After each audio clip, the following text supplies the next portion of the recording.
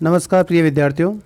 आज की इस ऑनलाइन कक्षा में आप सभी का बहुत बहुत स्वागत है। मैं सूर्य प्रकाश पारिक, सहायक आचार्य हिंदी साहित्य, श्री शिवचरण माथुर राजकीय महाविद्यालय मांडलगढ़, आपका इस कक्षा में अभिनंदन करता हूं। और अब तक हम इस दूसरे वाले लॉकडाउन में 2 कक्षाएं ले चुके हैं। ये हमारी तीसरी कक्षा है। तीसरी कक्षा में हम कबीरदास जी की साखियाँ पढ़ रहे हैं। प्राचीन काव्य के अंतर्गत जो मध्यकालीन काव्य है, मध्यकालीन में भक्ति काल में जब निर्गुण भक्ति धारा आते हैं, निर्गुण भक्ति धारा में एक और खंड आता है। निर्गुण भक्ति धारा में जो ज्ञानाश्रयी शाखा है उसके प्रतिनिधि कवि माने गए हैं कबीरदास जी। तो आपके पाठ्यक्रम में एक पुस्तक है जिसका नाम है प्राचीन काव्य, हिंदी साहित्य के प्रथम प्रश्न पत्र में है। और हिंदी साहित्य के प्रथम प्रश्न में प्राचीन काव्य से जो दूसरा अध्याय है कबीरदास, उससे हम पढ़ रहे हैं, जिसे इस पीडीएफ की मदद से मैं आपको पढ़ा रहा हूं। तो ये पीडीएफ आपकी इस वीडियो में भी शेयर कर दिया है। जो डिस्क्रिप्शन है, डिस्क्रिप्शन में जब आप ओपन करेंगे तब आपको इसमें पूरी डिटेल के साथ में ये आपको पीडीएफ मिल सकेगा, जिसकी मदद से आप अपने स्मार्टफोन पर या अपने लैपटॉप पर इसकी पढ़ाई कर सकेंगे। तो चलिए अब हम आगे बढ़ते हैं। तो अब तक हमने ये 5 जो साखियाँ है उसको हमने विधिवत रूप से इसकी सप्रसंग व्याख्या कर ली थी। आगे बढ़ते हैं। अगला जो है माया महाठकिनी हम जानी। ये देखिए, माया जो इसमें एक तत्व दिया गया है, इसके अंदर कबीरदास जी की जो विशेषता हमने पढ़ी थी कक्षा के अंदर, आपको इस बारे में मैंने बताया था कि कबीरदास जी अपना जो दर्शन है, अपने जो विचारधारा है, वो अनेक पंथों से लेते हैं। यहाँ पर अद्वैत वेदांत की बात कही गई जिसमें माया का जिक्र आता है। तो देखिए, इसमें अद्वैत वेदांत का ये इस प्रकार से है कि ये जो संपूर्ण संसार है, ये सारा का सारा संसार भ्रम से बना हुआ है। ब्रह्मा यानी ब्रह्म से बना हुआ है, परमात्मा से बना हुआ है। और हम जो जीव है, हम इस परमात्मा को इसलिए नहीं देख पाते क्योंकि हमारी आंखों के ऊपर माया का पर्दा ढका हुआ है। तो माया के अलग अलग कितने रूप है वो इस पद के अंदर चर्चा की गई है।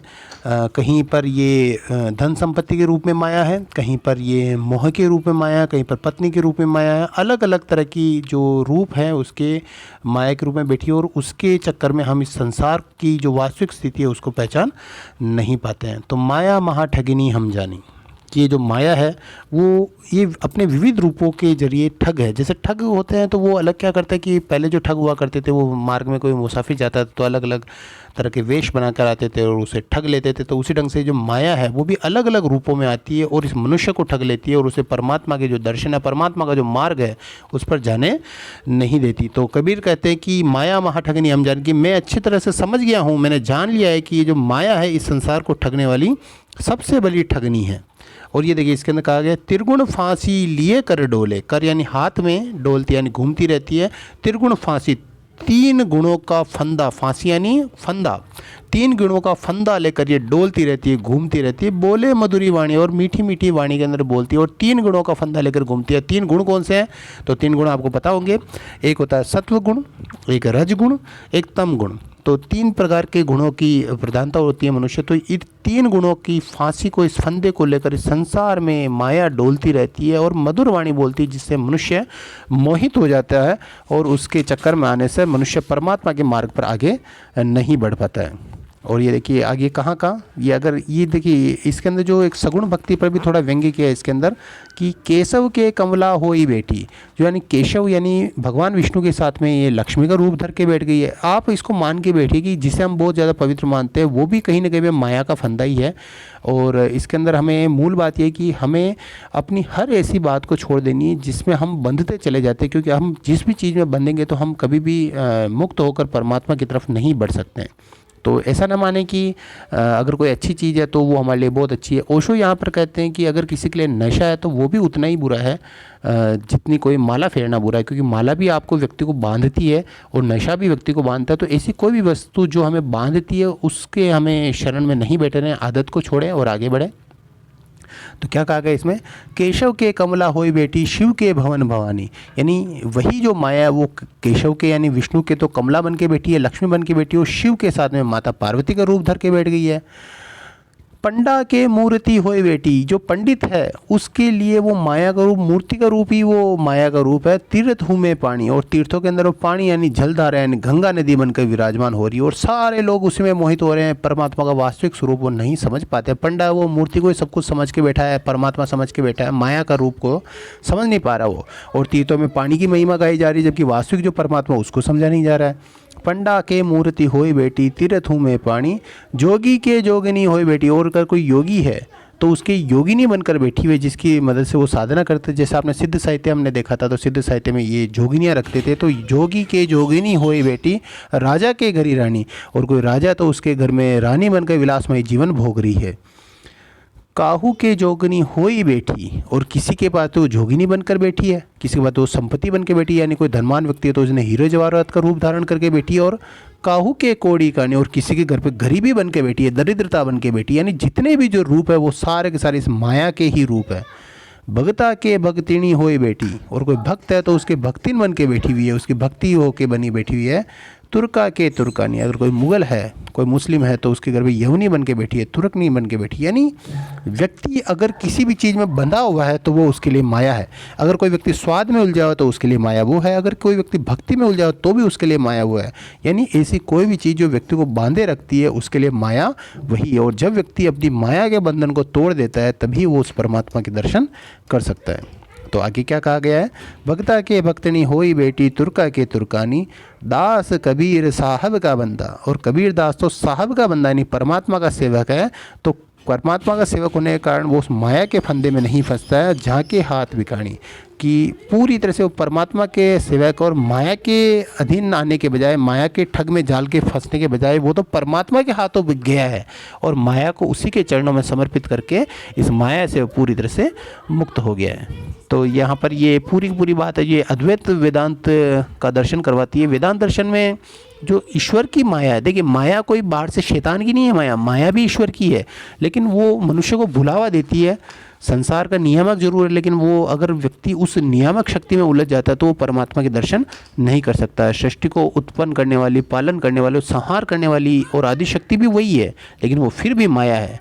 माया विविध रूपों को धारण करती है और उसको त्रिगुण यानी सत्व गुण, रजगुण और तम गुण बताया गया है। तो पद काफ़ी सुंदर है और इसमें अनुप्रास है, इसमें उल्लेख है, क्योंकि इसमें अलग अलग उल्लेख किए गए, विष्णु की पत्नी, शिव की पत्नी, है ना। और रूपक अलंकार इसमें दे रखा है और उपमा इसमें बहुत ही सुंदर ढंग से हमें देखने को मिलती है। तो ये हमारा माया महाठगनी हम जानी काफ़ी महत्वपूर्ण है। परीक्षा के लिहाज से आप इसको अच्छे ढंग से देखिएगा। परीक्षा में ये प्रश्न पूछा जा सकता है, सह प्रसंग व्याख्या में ये वाला पद आ सकता है, तो इसको अच्छे ढंग से देखिएगा। तो रहस्यात्मक भी है ये, थोड़ा सा इसको समझना पड़ेगा कि जो एक बात कही गई इसके अंदर की पंडा की मूर्ति होए बेटी, तीर्थ हूँ मैं पानी, तो ये भी एक तरह की माया ही है। तो मतलब समझने का मतलब कि जो भी व्यक्ति को बांधती है, मतलब किसी चीज़ में अटका के रख देती है, वो सब कुछ माया। और व्यक्ति अपने मन को मजबूत करते हुए जब उसको छोड़ देता है तो उसका मतलब वो माया से छूट गया है, सब कुछ माया है। चलिए आगे बढ़ते हैं। जो 7वां पद है, जीनी जीनी बीनी चदरिया, बहुत ही सुंदर ये गेय पद है। जीनी रे जीनी चदरिया चलिए, जीनी जीनी बीनी चदरिया। शुरुआत में पुनरुक्ति प्रकाश अलंकार देखते हैं। जीनी जीनी 2 बार पर प्रयुक्त होता है। जीनी जीनी बीनी चदरिया। देखिए जो चादर है वो चादर को एक तरह से ये आत्मा के रूप में कहा गया, और ये चादर को बुनने वाला कौन है? ये ईश्वर बुनने वाला है। और इस चादर को बुनकर इसको दे दिया है, शरीर को दे दिया है, और शरीर में आत्मा निवास करती है। तो अलग अलग ढंग से इसका एक रूपक स्थापित किया गया है कि ये जीनी जीनी बदरिया। जीनी का मतलब हो सकता है बिल्कुल जैसे पारदर्शी होती है, बिल्कुल एकदम कोमल सी होती है ना, पतली सी जो चादर है उसको, इस चादर का निर्माण किया है। और किसने निर्माण किया? परमात्मा ने निर्माण किया है। जीनी जीनी बीनी तर चदरिया। देखिए कबीर दास जो थे एक वो जुलाहे परिवार से संबंधित थे, तो उनका जो ज्ञान था, वस्त्र बनाने का जो ज्ञान था, वो इसमें हमें यहाँ पर देखने को मिलता है। तो अब वो प्रश्न पूछ रहे हैं, कहा के ताना कहा की भरनी, कि ये जो ताना और जो भरनी है, इसको ये जो ताना है और ये भरनी है, किस तार से इसको बनाया गया? ताना का मतलब तार से इसको बनाया गया है, कहे की भरनी, और किस भरनी से, यानी इसके अंदर क्या भरा गया है ऐसा, कौन तार से बीनी चदरिया, और किस प्रकार से किससे तार से, किस कलात्मकता से इसको बुना गया है, ये प्रश्न एक खड़ा होता है। और इस प्रश्न का जवाब खुद कबीर देखते हैं। देखिए, ताना और भरनी कहते हैं कि जो आड़े जो तार होते हैं उसको तो कहते हैं ताना, और जो सीधे तार होते हैं उसको कहते हैं भरनी। जैसे कोई भी कपड़ा होता है तो वो आड़े सीधे तारों से मिलकर बना होता है, एक झाली से बना होता है, तो ताना और भरनी उनको कहा गया है। तो कबीर इसका उत्तर देते हुए कहते हैं, इंगला पिंगला ताना भरनी।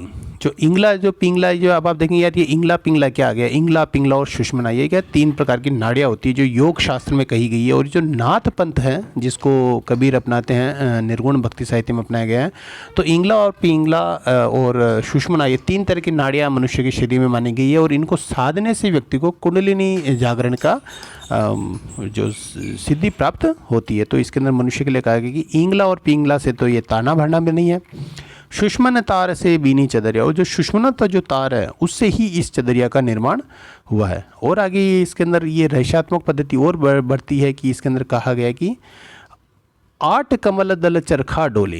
तो जो शरीर के अंदर वो 8 तरह के चक्र माने गए हैं। तो ये जो 8 पत्तों का जो कमल है वो चरखे की भांति घूमता रहता है मनुष्य के शरीर में। 5 तत्व गुण 3 ही चदरिया, और जो चदरिया वो 5 तत्वों से मिलकर बनी है। आपको जैसे जानकारी होगी जो मनुष्य का जो शरीर है वो 5 तत्वों से मिलकर बना है, अग्नि, जल, वायु, तेज, है ना, आकाश। ये जो 5 तत्वों से मिलकर ये जो बना हुआ है, तो ये मनुष्य का जो शरीर है वो 5 गुणों से मिलकर बना हुआ है। इसके अंदर ये बात यहाँ पर कही गई है। साई को सीयत मास 10 लागे। साई का मतलब परमात्मा, सीयत यानी इसको सिलने में, मास 10 मास लगे। यानी कोई भी मनुष्य पैदा होता है तो उसको पैदा होने में, उसका निर्माण होने में, अच्छे ढंग से बनने में उसको 10 महीने लगते हैं। तो यहाँ पर बात कही गई है, साई को सीयत मास 10 लागे, ठोक ठोक के बीनी चदरिया। अच्छी ढंग से जमा के, बना के इसको चदरिया को बनाया गया है। बहुत अच्छे ढंग से, इतने सुंदर तरीके से बनाया गया है इस शरीर को। देखिए, आप कभी विचार करें तो आप सोचेंगे कि आश्चर्य भी करेंगे कि ये जो शरीर है वो कितनी एक चमत्कारिक रचना है, एक बहुत ज़बरदस्त वाली एक मशीनरी है जो शायद मनुष्य तो कभी बना नहीं सकता।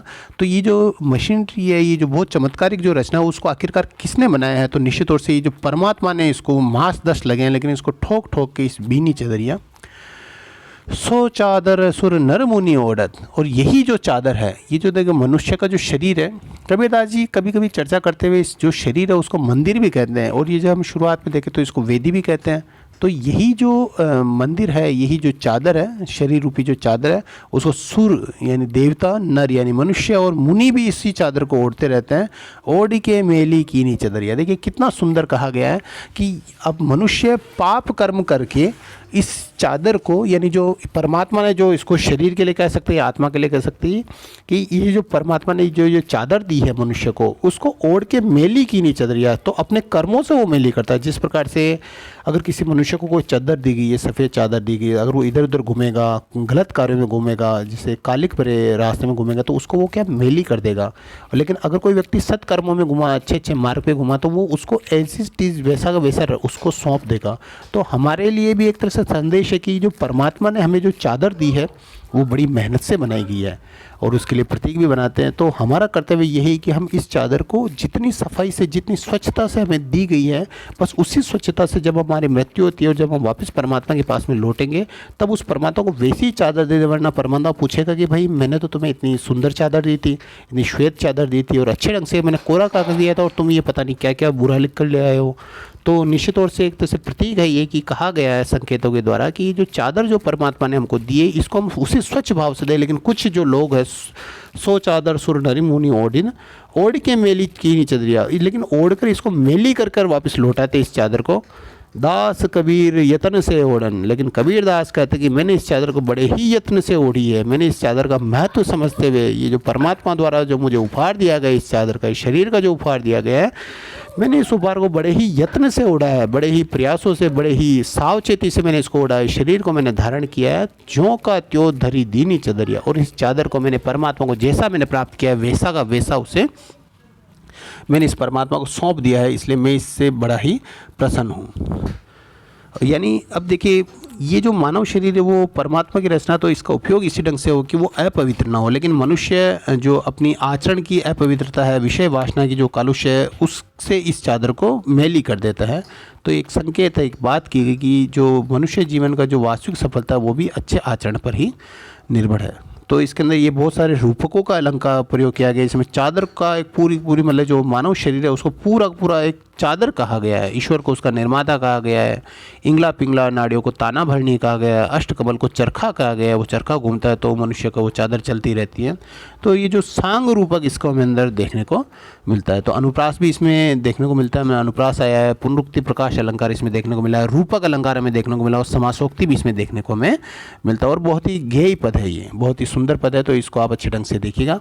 तो आज का जो गृह कार्य है, इस आज की वीडियो में जो गृह कार्य है वो है कि माया महा ठगिनी हम जानी, ये जो एक पद है इसको आप अच्छे ढंग से देखिएगा और इस पद को आप सप्रश्न व्याख्या करके एक प्रश्न एक कागज़ पर लिखकर अपने पास रखिएगा और मुझे आप इसको व्हाट्सएप पे कर सकते हैं। और इसी के साथ में अगर आपके मन में कोई प्रश्न आता है इससे संबंधित या पूर्व में मैंने जो पद पढ़े हैं उससे संबंधित कोई प्रश्न आता है तो आप अवश्य रूप से अपने कमेंट बॉक्स में इसको लिखकर भेजिएगा। बहुत बहुत धन्यवाद। मैं सूर्य प्रकाश पारिक, सहायक आचार्य हिंदी साहित्य, श्री शिवचरण माथुर राजकीय महाविद्यालय, मांडलगढ़, भीलवाड़ा। बहुत बहुत धन्यवाद आपका।